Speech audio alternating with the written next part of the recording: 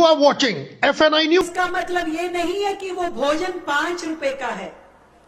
वो भोजन की थाली सरकार को लगभग 30 रुपए की पड़ती है। इसमें 25 रुपए सरकार अपनी ओर से दे रही है, 5 रुपए उस व्यक्ति को बोला जा रहा है। ये बात ये नहीं है कि सरकार और 5 रुपए भी दे सकती थी, परंतु ऐसा ना लगे, किसी के स्वाभिमान को ठेस ना आए कि मैं फ्री में कुछ भोजन खा रहा हूं। वो 5 रुपए देके भी भोजन खाएगा तो सम्मान के साथ खाएगा और अन्न का एक दाना भी उसमें से वेस्ट नहीं करेंगे। ऐसे लाखों लोगों को इन अटल कैंटीन के माध्यम से भोजन देने का काम अब दिल्ली सरकार के द्वारा आज से शुरू किया जा रहा है, जिसमें पहली पर्ची कटवाई आदरणीय मनोहर जी ने अपने मोबाइल से 5 रुपए दे करके, दूसरी पर्ची मैंने और तीसरी मंत्री जी ने और चौथी विधायक जी ने। तो हमने आज जब भोजन किया तो सच में मुझे एक भाई ने पूछा कि सात्विक भोजन किसे कहते हैं। मैंने कहा इसी को कहते हैं जो मन से बनाया जाए, शुद्धता से परोसा जाए और जिसे सम्मान के साथ खाया जाए, वही सात्विक भोजन है। और इस भोजन के माध्यम से लाखों लोग अब अपने जीवन को थोड़ा सरल बना पाएंगे।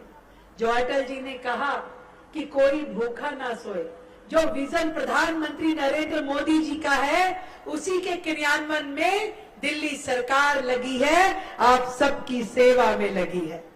मैं 2-3 चीजें कहना चाहती हूं साथियों। आज के इस दिन पे अटल जी का जन्म शताब्दी वर्ष है। सुबह हम सब लोग अटल जी की समाधि पे जाके उनको पुष्पांजलि अर्पित कर पाए। उसके बाद में मैंने वहां से मेट्रो में यहां तक का सफर किया।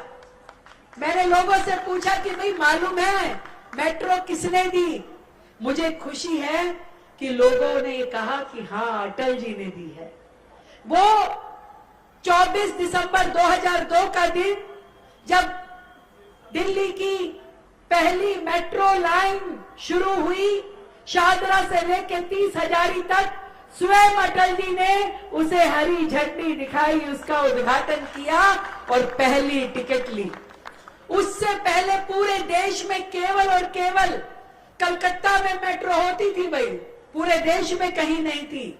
और आज भी दिल्ली का नेटवर्क पूरे देश में सबसे ज्यादा है।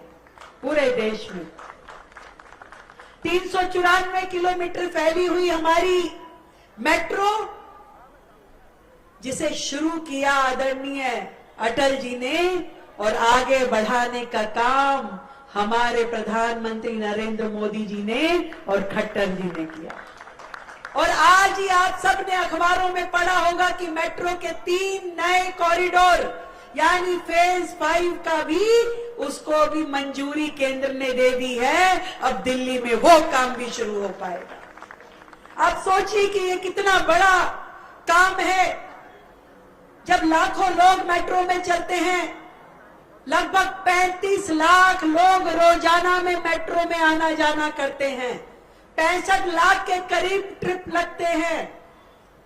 जिसे कहें कि एक व्यक्ति यदि एक स्टेशन पे उतरा और अगले स्टेशन पे चढ़ा तो 65 लाख के करीब ये ट्रिप लगते हैं। इतना बड़ा मेट्रो की नेटवर्किंग नहीं होता तो आप सोचिए कि दिल्ली का क्या हाल होता। ये सब कुछ भारतीय जनता पार्टी की केंद्र की सरकार ने दिल्ली में शुरू किया और आज इस मुकाम पे हैं कि लाखों लोग इस ग्रीन ट्रांसपोर्टेशन को अपने व्यापार तक, रोजगार तक जाने का माध्यम बनाते हैं। दिल की गहराई से आदरणीय अटल जी को धन्यवाद देते हुए एक बार पूरा सदन जोरदार तालियां बजाए। और इसी दिशा में दिल्ली सरकार ने मेट्रो को आगे बढ़ाने के लिए अपने बजट में हमने सोचा था इस साल 3,000 करोड़ रुपए देंगे, पर 5,000 करोड़ देने की तैयारी हमने मेट्रो को करी है कि इस साल ये पैसा हम देके निर्बाध रूप से मेट्रो को आगे बढ़ाएं। और वो जो पिछली सरकारों की बातें हो रही है, बातें तो करते थे पर पैसा नहीं देते थे ना। केंद्र जब सड़क बनाती थी उसमें अपना हिस्सा नहीं देते थे, मेट्रो बनाते थे तो उसमें अपना हिस्सा नहीं देते थे। उनके टाइम के भी 2700 करोड़ रुपए अब हम लोग ही दे रहे हैं, क्योंकि दिल्ली की जनता के लिए ये सेवा रुकनी नहीं चाहिए। मैं धन्यवाद देना चाहती हूं आदरणीय खट्टर जी का, जिनके माध्यम से दिल्ली में हम झुग्गी बस्ती को, हमारी जितनी झुग्गी कॉलोनियां हैं, उन सब के मकानों को देने की एक विस्तृत योजना पे काम कर रहे हैं। पिछली सरकार केवल गरीब आदमी को, झुग्गी के भाई बहन को केवल वोटर के रूप में इस्तेमाल करती थी, कभी उसके जीवन स्तर को बढ़ाने के लिए काम नहीं करती थी। मैं आपसे पूछना चाहती हूँ, सालों से जो झुग्गी जहां पे है वहीं रही, उसका जीवन स्तर कभी नहीं बढ़ाया। कभी नाली, खड़ंजा, बच्चों के लिए पार्क, झूला कभी नहीं बन पाया खुले में। आशीष सूद जी ने बताया कि बहनों को खुले में आज भी नहाना पड़ता है, टॉयलेट जाना पड़ता है। परंतु हमने इस बार 700 करोड़ रुपए का बजट केवल झुग्गी में काम करने के लिए दिया, ताकि हर झुग्गी में टॉयलेट, स्नानघर, नाली, खड़ंजा, पार्क, लाइट, हर चीज की व्यवस्था की जाए, किसी भी प्रकार की कोई कमी ना रहे। और उनको आगे मकान देने के लिए भी हर महीने आदरणीय खट्टर जी हमारे साथ बैठते हैं और उस योजना को एक पूरा स्वरूप देने का काम कर रहे हैं। अटल जी के जन्मदिन को हम सुशासन दिवस के रूप में भी मनाते हैं, क्योंकि उन्होंने हमेशा अपने कार्यकाल में देश में सुशासन को महत्व दिया और हमेशा व्यवस्थाओं को सुचारू रूप से चलाने के लिए काम किया। आज उनको समर्पित करते हुए हमने अपने दिल्ली में सुशासन व्यवस्था की ओर एक बड़ा कदम बढ़ाया है, जिसमें दिल्ली में जो जिले होते थे राजस्व के जिले, उनको 11 से हमने 13 जिलों में परिवर्तित किया है। और एमसीडी के जोन और दिल्ली के डिस्ट्रिक्ट रेवेन्यू जो हैं वो एक बाउंड्रीज पे काम करेंगे। तो 13 जिलों की नोटिफिकेशन आज कर दी गई है, उनके डीएम एसडीएम भी लगा दिए गए हैं, ताकि लोगों को दिक्कत ना आए। हर एक जिले में अपना एक मिनी सेक्रेटरीट बनेगा, शानदार बिल्डिंग, जिसमें लोग आराम से जाके अपना काम करवा सकेंगे, अधिकारियों से मिल सकेंगे, एक ही जगह पे अपनी समस्याओं के समाधान के लिए काम कर सकेंगे। ऐसे मिनी सेक्रेटरीट हर जगह बनाए जाएंगे। मैं आप सबको ढेर सारी बधाई देती हूँ, शुभकामनाएं देती हूँ, क्योंकि ये एक वोट की ताकत जो आपने दी, उसी के कारण से आज यहाँ पे जो जनप्रतिनिधि बैठे हैं वो आप सबके व्यवस्थाओं के लिए, सुविधाओं के लिए काम कर रहे हैं। तो मैं चाहूंगी कि हमारे देश के पूर्व प्रधानमंत्री अटल बिहारी वाजपेयी जी के लिए, वर्तमान प्रधानमंत्री आदरणीय नरेंद्र मोदी जी के लिए हम सब दिल की गहराई से साधुवाद देते हुए तालियां बजाएं, जिनके मार्गदर्शन में दिल्ली सरकार काम कर रही है और आप सबके लिए करती रहेगी। जय हिंद, जय भारती। बहुत बहुत आभार, बहुत बहुत धन्यवाद आदरणीय मुख्यमंत्री महोदया। आपकी लगन, निष्ठा और तत्परता के लिए आपका हृदय से आभार। देवी और सज्जनों, आज हमारे बीच ऐसे नेतृत्व की उपस्थिति है जो सत्ता को सेवा में बदलना जानता है। माननीय श्री मनोहर लाल खट्टर जी ने सार्वजनिक जीवन में ईमानदारी, अनुशासन और संवेदनशीलता को केवल नारा नहीं बनाया, बल्कि आपने उसे कार्य कुशलता बनाया है, उसे कार्य संस्कृति बनाया है। आज अटल टनल के उद्घाटन के साथ आपकी उपस्थिति यह संदेश देती है कि राष्ट्र का विकास तभी संभव है जब अंतिम व्यक्ति का पेट भरा हुआ है। देवी और सज्जनों, अब कार्यक्रम के इस महत्वपूर्ण क्षण की ओर हम बढ़ रहे हैं, जब हमें मार्गदर्शन मिलेगा, अनुभव, दूरदृष्टि और राष्ट्रीय स्तर की सोच। मेरा ससम्मान निवेदन आदरणीय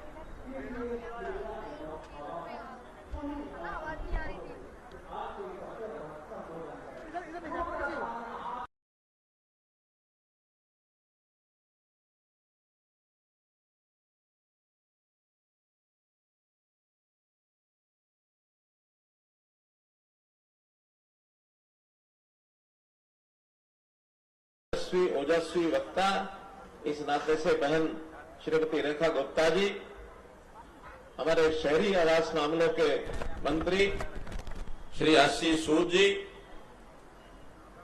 इस क्षेत्र के यानी जंगपुरा विधानसभा क्षेत्र के अपने मान्यवर विधायक श्री त्रिवेंद्र सिंह मारवा जी, दूसिब के सारे हमारे अधिकारीगण, यहाँ के इस क्षेत्र के सभी पार्षद बंधु श्री अर्जुन मारवा जी, बहन सोनाली चौधरी जी, श्री राजेंद्र चौधरी जी, उपस्थित सभी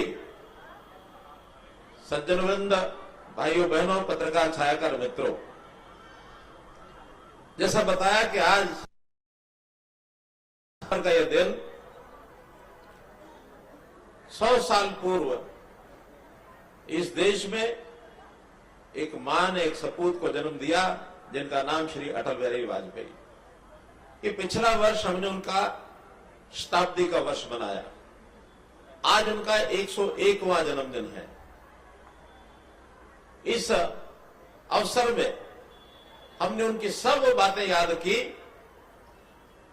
जिन बातों ने इस देश में सुशासन की नींव रखी। शासन करना एक बात है, शासन में जनता की मांगे कुछ पूरी कर दी जाए, लेकिन जनता का किस प्रकार का हाल है, बदहाली है, इस ओर कोई ध्यान नहीं करता। जनता की सेवा करना, कर्तव्य भावना से करना और एक अच्छी कार्य पद्धति से अगर काम किया जाए उसको कहेंगे सुशासन। मुझे याद है कि 2014 में जब हरियाणा की जनता ने मुझे एक अवसर दिया, 5 साल के शासनकाल का जो पहला 2014 का 25 दिसंबर सुशासन दिवस आया, तो हरियाणा तो बहुत बड़ा प्रदेश है दिल्ली के मुकाबले में, 300 किलोमीटर लंबा चौड़ा। प्रदेश भर से सब लोग दुखी पीड़ित अपना एक छोटा सा कागज लेकर के चंडीगढ़ जो एक कोने में है दिल्ली के यानी हरियाणा के, वहां पहुंचते थे, समय खराब करते थे, पैसा जाया करते थे और बहुत तरह की पीड़ाएं सहते थे।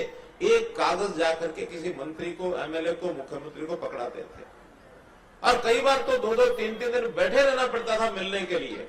भीड़ लगी रहती थी।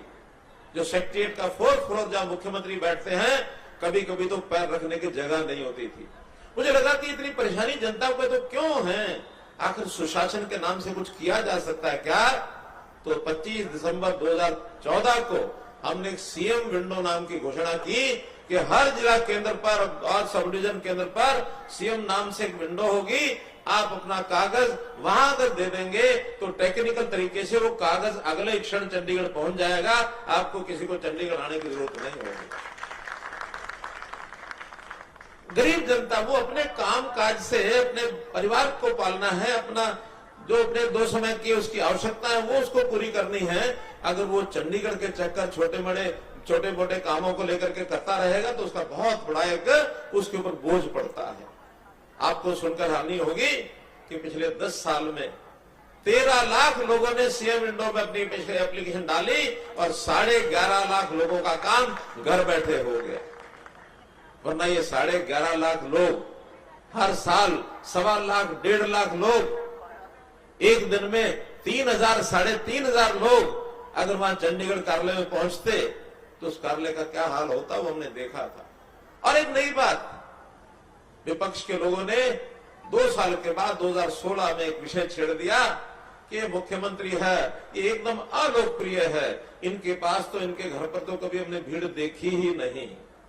वो ऐसा बोलते थे और हमको सुनकर के आनंद आता था कि जो हमारी इच्छा थी किसी को हमारे यहाँ आने की जरूरत न पड़े, उसमें हम साकार सफल हो रहे हैं, हमको आनंद आता था।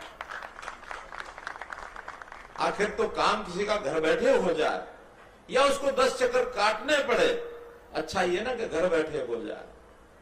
हमने हरियाणा में जो ओल्ड एज पेंशन 60 साल का आदमी हुआ नहीं, उसके घर में एक आदमी चला जाता है, एक फॉर्म पर साइन करा के ले आता है, 1 महीने के बाद उसके घर बैठे उसको पेंशन पहुंच जाती है, उसको किसी कार्यालय का चक्कर नहीं काटना पड़ता।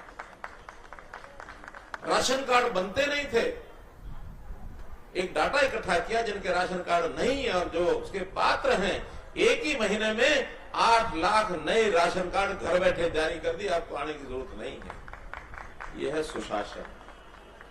तो सुशासन के नाते आज चाहे हमारी दिल्ली सरकार हो, बहन रेखा गुप्ता और इनका मंत्रिमंडल, या देश में कहीं भी सरकारें हैं, केंद्र में मोदी जी की सरकार, उन्होंने भी कहा कि जितने ये फालतू फार्म भरे जाते हैं, जितनी तरह की कंप्लायंसेस होती हैं, जितने नए नए रेगुलेशन बने हुए हैं, इनको सरल करो।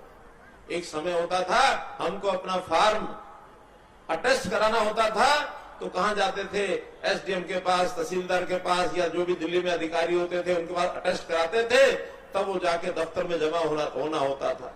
मोदी ने कहा कि नहीं, आज से कोई किसी के पास अटेस्ट कराने नहीं जाएगा, अपना उस प्रमाण पत्र का फोटो स्टैंड निकालो और स्वयं अपने हस्ताक्षर करके दे दो, वो अटेस्टेड माना जाएगा। यह है सुशासन। सुशासन का मतलब है कि अच्छा शासन, सेवा के भाव का शासन, जिस व्यक्ति की जरूरत है उसको बिना तकलीफ दिए हुए उसकी जरूरत को पूरा करना, सुशासन का ये अर्थ है। गरीब आदमी की चिंता करना, ये आदरणीय अटल जी ने जैसा बताया गया अभी मंच से, वो कहते थे कि कोई व्यक्ति भूखा नहीं सोना चाहिए, और आज उसी एक पंक्ति को सार्थक बनाते हुए दिल्ली में यूसुफ ने आज जो 100 वर्ष पूरे होने पर 100 अटल कैंटीन का जो आज का शुभारंभ किया गया है, मैं इसके लिए दिल्ली सरकार को, यूसुफ को, सबको बहुत बहुत धन्यवाद भी करता हूं और आप सबको बधाई और शुभकामना देता हूं। कैंटीन पर जब भोजन करने के लिए गए, हमारी बहन रेखा गुप्ता जी, आशीष जी, बाकी सब लोग भी वहीं थे, तो हमने 5 रुपए की पर्ची कटाई। तो एक सज्जन कहने लगे साथ खड़े हुए कि आप भी 5 रुपए की पर्ची कटा रहे हैं। तो मैंने वो जो कर्मचारी थे उनको कहा कि भोजन पर 30 रुपए लगते हैं, हमारी पर्ची तो 30 रुपए की काटो। क्या? लेकिन नहीं, आपकी पर्ची तो 5 ही रुपए की, क्योंकि इससे ज्यादा काटने की व्यवस्था नहीं है। 25 रुपए में हम ये वसूली मान लेंगे कि हमारा भोजन कैसा बना है, इसको अगर सर्टिफाइड कर देंगे भोजन अच्छा बना है, तो आपके सर्टिफिकेट को भी आपकी 25 रुपए की कीमत मान लेंगे। कहने का भाव यह है कि यहाँ की भोजन की व्यवस्था अच्छी है। हमने स्वयं भोजन वहीं किया, पत्रकारों ने पूछा, और एक से एक जो आइटम वहां बनी थी, चाहे दाल है, सब्जी है, चावल है, रोटी है, अचार है। और मैं तो ये भी कहूंगा, निवेदन करूंगा कि आज हो सकता है कि उद्घाटन के समय आपने सोचा हो बड़े बड़े मंत्री आएंगे, मुख्यमंत्री आएंगी, अच्छा भोजन बनाया जाए। मैं ये निवेदन करूंगा कि आपको इसी स्तर को, बल्कि इससे भी बढ़िया हो सकता है, उसको बनाए रखना। और हमारे विधायक, हमारे पार्षद, हमारे मंत्री, इवन चाहे मुख्यमंत्री और मैं स्वयं भी, जब इच्छा करेगी तभी किसी न किसी कैंटीन पर पहुंच जाएंगे, बिना पैदाए पहुंच जाएंगे। मित्रों, टेस्ट होगा तो अचानक होगा। और दिल्ली की व्यवस्थाएं एक से एक बढ़कर के आगे बढ़ रही है। दिल्ली शहर की बहुत कठिनाइयां, पिछले 20 साल किसी ने दिल्ली को संभाला नहीं। दिल्ली रो रही थी, चिल्ला रही थी व्यवस्थाओं के नाते, चाहे यातायात की व्यवस्थाएं हों, सड़कों में गड्ढे पड़े हुए थे, गरीबों का कोई ध्यान रखना नहीं, झुग्गी झोपड़ी वाले उनकी योजनाएं बना बना के कागजों में डाल रखी थी। लेकिन अब संयोग से दिल्ली सरकार, भारत सरकार अपनी, दिल्ली सरकार अपनी, और जैसे अब आवासीय जितने भी मामले हैं शहरी विकास के, वो सब आपके भाई मनोहर लाल के पास है। हमने 18 प्रकार की समस्याएं चिन्हित की है कि दिल्ली की क्या क्या समस्याएं हैं, और हर महीने, जैसा बताया बहन रेखा गुप्ता जी ने, हर महीने हम बैठते हैं, साथ में होम मिनिस्टर साहब भी बैठते हैं कि दिल्ली की एक एक चीज को कैसे ठीक किया जाए। 2 चीजें अभी हमने की है। एक तो मेट्रो, इसका विस्तार जितना कर सकते हैं करें। 400 किलोमीटर से लंबी आज मेट्रो की लाइनें वो दिल्ली में काम कर रही हैं। जो अन्य काम पाइपलाइन में है, निर्माणाधीन है, वो अलग है। और इतनी बड़ी पाइप, ये जो मेट्रो की लेंथ लंबाई, शिकागो के शहर में, अमेरिका का शिकागो शहर जो अभी तक सबसे ज्यादा लंबाई का शहर माना जाता है मेट्रो के नाते से, आज हम शिकागो को पार करने जा रहे हैं। जहां तक भारतवर्ष में मेट्रो का जाल है, 1100 किलोमीटर का इस समय संचालन हो रहा है। 800 किलोमीटर अभी पाइपलाइन में है। सिर्फ 400 किलोमीटर उसमें और अगर पार कर जाएंगे, 1500 किलोमीटर होते ही हम अमेरिका की टोटल मेट्रो से उससे आगे बढ़ जाएंगे। ये विषय भी आपके ध्यान में रहना चाहिए। मित्रों, इस देश में सबके लिए बहुत काम हो रहे हैं। गरीबों के लिए तो होंगे ही, जो पात्र हैं, जो थोड़ा पीड़ित हैं, जो जरूरतमंद हैं, पहला दायित्व अंत्योदय के नाते उनके प्रति सेवा करने का हमारा है। साथ में मध्यम वर्गीय परिवार, उच्च वर्गीय परिवार की भी आवश्यकताएं वो भी हमको पूरी करनी है। अभी एक सज्जन मिले, कहने लगे मेट्रो में सब लोग, सामान्य लोग जाते हैं, गरीब लोग जाते हैं, लेकिन जो अच्छे धनी लोग हैं वो मेट्रो में चढ़ते नहीं हैं। क्यों नहीं चढ़ते हैं? उनके स्तर से वो कहते हैं हमको बैठने की जगह नहीं मिलती, हम पैसा तो खर्च कर सकते हैं लेकिन अपनी सुविधाएं चाहिए। हमने उसी दिन सोचा कि ऐसे आदमियों के लिए भी हम वाहनों की व्यवस्था करेंगे कि मेट्रो स्टेशन से उतरकर उनके घर तक उनको एक लग्जरी टैक्सी पहुंचाएगी, पैसे उनसे लेंगे। उनको पैसा खर्च करने में कोई दिक्कत नहीं है, लेकिन सड़क का ट्रैफिक तो घटेगा। और फिर मेट्रो में भी एक कोच 6-8 कोच होते हैं, 6 होते हैं, 8 होते हैं, कई जगह 8 हो गए, कई जगह 6 भी हैं। तो 8 में से एक कोच हम क्यों नहीं लग्जरी कोच देंगे? भैया बैठो और अच्छा पैसा दो ताकि गरीबों की सहायता की जा सके। गरीब का किराया अगर 50 रुपया है तो उस अमीर का किराया 500 रुपया भी लिया जा सकता है, कहीं कठिनाई नहीं आएगी। उनको सीट अच्छी दे देंगे। अभी हमारी मेट्रो जो एयरपोर्ट को चलती है वो बाकी मेट्रो से अच्छी है, किराया उसका अच्छा है, लेकिन जितने भी एयरपोर्ट पर जाने वाली सवारियां हैं खचाखच भर की उसमें चलती है। तो मैं विषय बता रहा हूं कि दिल्ली में झुग्गी झोपड़ी का जैसे बताया, पुनर्निर्माण। अब झुग्गी झोपड़ी ऐसा विषय है, आप लोगों को बहुत पता है क्योंकि इस इलाके में झुग्गी झोपड़ी बहुत है। मुझे बताया कि 10,000 लोग इस आसपास में झुग्गी झोपड़ी में रहते हैं। इनका कैसे दोबारा से व्यवस्थित किया जाए, इनको अच्छे मकान दिए जाए, इनको भी रहने का पूरा अधिकार है, उसको कैसे सुनिश्चित किया जाए। फिर दिल्ली का पानी की व्यवस्था, दिल्ली की सीवरेज की व्यवस्था, दिल्ली में ड्रेनेज की व्यवस्था, ये सारे काम भी आज दिल्ली सरकार और भारत सरकार मिलकर के और यहाँ की जो म्यूनिसिपैलिटीज हैं मिलकर के सब आगे बढ़ा रहे हैं। अभी 4 दिन पहले हमारी मीटिंग हुई थी, सब विषय जब ध्यान किए गए तो दिल्ली के लिए कुल दिल्ली सरकार, भारत सरकार और यहाँ के स्थानीय निकाय मिलाकर के 72,000 करोड़ रुपए का खर्च ये अगले आने वाले वर्षों में दिल्ली में होगा। 72,000 करोड़ रुपया। शायद 72,000 करोड़ में कितनी बिंदियां होती हैं ये भी हिसाब आप लगा नहीं पाओगे। कोई लगा सकता हो तो हाथ खड़ा करो कि 72,000 करोड़ इसमें कितने सिफर होते हैं। जिसको गिन लिया हो हाथ खड़ा कर दो, बताओ। ये लाल जैकेट 10 बिंदियां होती हैं, 72 के बाद 10 बिंदियां लगाओगे तो 72,000 करोड़ बनेगा। तो मित्रों, एक बहुत बड़ी राशि दिल्ली के विकास के लिए भारत सरकार ने विचार की है, जिसका हम आगे उपयोग करेंगे। अब मैं आदरणीय अटल जी के जन्म दिवस की बात तो हम कर ही रहे हैं, 2 और विशेष बातें भी उसका जरूर चर्चा करना चाहूंगा, आज के दिन के साथ जुड़ी हैं। आज महामना पंडित मदन मोहन मालवीय जी का भी जन्म दिवस है। शायद ये बहुत कम लोगों को पता होगा।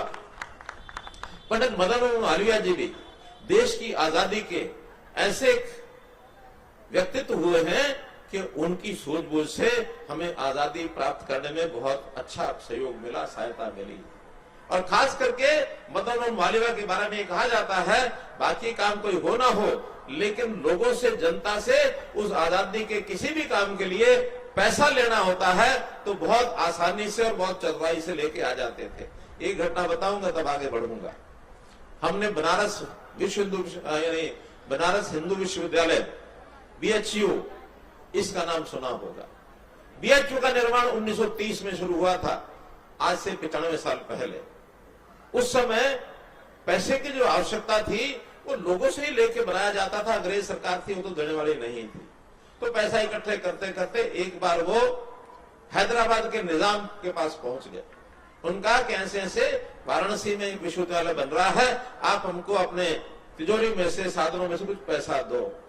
अब हैदराबाद निजाम मुस्लिम था, तो उन्होंने कहा देखिए वो तो हिंदुओं का विश्वविद्यालय बन रहा है, मैं मुसलमान होकर के उस विश्वविद्यालय को पैसा क्यों दो। उनका नहीं, आप तो यहाँ के शासक हैं और शासक का कोई धर्म नहीं होता, शासक को सबकी सहायता करनी चाहिए, आप हमको कुछ साधन दो। तुमने मना कर दिया। मदन मालवीय बाहर निकलते समय गेट पर जो गेट कीपर खड़ा था, वहां जो द्वारपाल था उसको कहा, अच्छा ये बताओ कि जो हैदराबाद के निजाम अपने हैं, इनकी कोई टूटी फूटी पुरानी व्यक्तिगत उपयोग की कोई चीज पड़ी है यहाँ जो किसी काम नहीं आने वाली? कहने लगे और तो कुछ नहीं है, सामने एक चप्पल का जोड़ा पड़ा है, ये टूट गया, उन्होंने फेंक दिया, साइड में पड़ा है, कोई इसको उठाएगा नहीं, ये पड़ा है, कैसे इसको मैं ले सकता हूँ? हाँ ले सकते हो। वो चप्पल की जोड़ी हैदराबाद निजाम की उठा करके मदन मोहन मालवीय लिया, ला करके और हैदराबाद में आकर मनादी करा दी कि आज शाम को निजाम हैदराबाद की चप्पलों की नीलामी होगी, जो आके लेना चाहे ले लो। अब जब हैदराबाद निजाम को पता लगा, उसने अपने आप को अपमानित महसूस किया कि मेरी चप्पलें नीलाम हो रही हैं। भेजा अपने दूत को कि क्या बात है, देखो पता करो। उनका कोई एक मदन मोहन मालवीय है और वो आपकी चप्पलों की जोड़ी यहां से ले गए तो नीलामी करा रहे, उनको पैसा चाहिए। और पैसा चाहिए किसके लिए? बनारस हिंदू विश्वविद्यालय के लिए। तब उनको समझ में आया कि मुझे पैसा दे देना चाहिए था, कि जल्दी बुलाओ। जल्दी बुलाया और उनको जितना पैसे उन्होंने मांग की उतना पैसा दे दिया और चप्पलें वापस ले ली। तो मदन मोहन मालवीय को MMM मदन मोहन मालवीय, लोग कहते हैं ये MM मदन मोहन मालवीय नहीं है, ये MMM मनी मेकिंग मशीन है। तो ऐसे देश के अंदर, इतिहास के अंदर बहुत से लोगों की है जिनकी चर्चा होती है। और एक अवसर आज के दिन याद करना बहुत जरूरी रहेगा। आज 25 दिसंबर है और कल 26 दिसंबर है। 26 दिसंबर देश में भारत के प्रधानमंत्री नरेंद्र मोदी जी ने घोषणा किया, क्या? वीर बाल दिवस। वीर बाल दिवस का इन्हें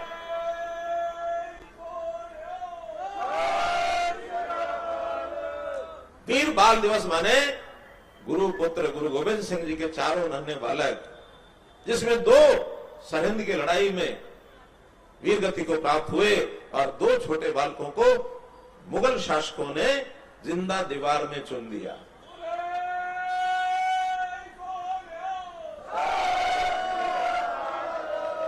ये शहादतें में भी कोई कम शहादतें नहीं है। गुरु तेग बहादुर जी की शहादत हो अथवा गुरु पुत्रों की शहादत हो, इस देश की जनता को जागृत करने के लिए, इस देश के लोगों में धार्मिक दृष्टि से, आध्यात्मिक दृष्टि से, सांस्कृतिक दृष्टि से, देशभक्ति के नाते से एक विचार पैदा करने का उस समय मुहिम शुरू हुआ। देश की जो हमारी गुलामी, देश का जो हमारा जो गुलामी का, वैसे तो 1206 से गुलामी शुरू हो गई थी, लेकिन 3 दशक 3 शतक ये हमारे मुगलों के हम गुलाम रहे, 2 शतक अंग्रेजों के गुलाम रहे, 5 शतकों की गुलामी हमारे इन्हीं वीर पुरुषों के शहादतों के कारण से, उनके विचारों कामों के कारण से आज हम खुली हवा में सांस ले रहे हैं। तो भाइयों बहनों, उनके कारण से ले रहे हैं। लंबा इतिहास है, लेकिन आज देश के प्रधानमंत्री जी ने तय किया है कि हम देश में गुलामी के सब चिन्हों को दूर करेंगे जो इन 500-600 सालों के गुलामी के चिन्ह हैं। ये देश स्वाभिमानियों का देश है। ये देश के अंदर ऐसे विचारवान लोगों का देश है कि अपना देश हमेशा प्राचीन काल से अब तक जिस प्रकार से हमारा विचार दुनिया में हमने फैलाया, उसी प्रकार के विचार से दुनिया हमको जाने। हमारे देश के लोगों की अपनी एक जिसको कहना चाहिए मूलभूत विशेषताएं। हम एक गीता के संदेश की धरती है। गीता का संदेश भगवान कृष्ण ने अर्जुन को दिया था युद्ध के मैदान में। अन्याय को सहन नहीं करना है, अन्याय को खत्म करने के लिए युद्ध करना पड़ेगा, युद्ध लड़ेंगे।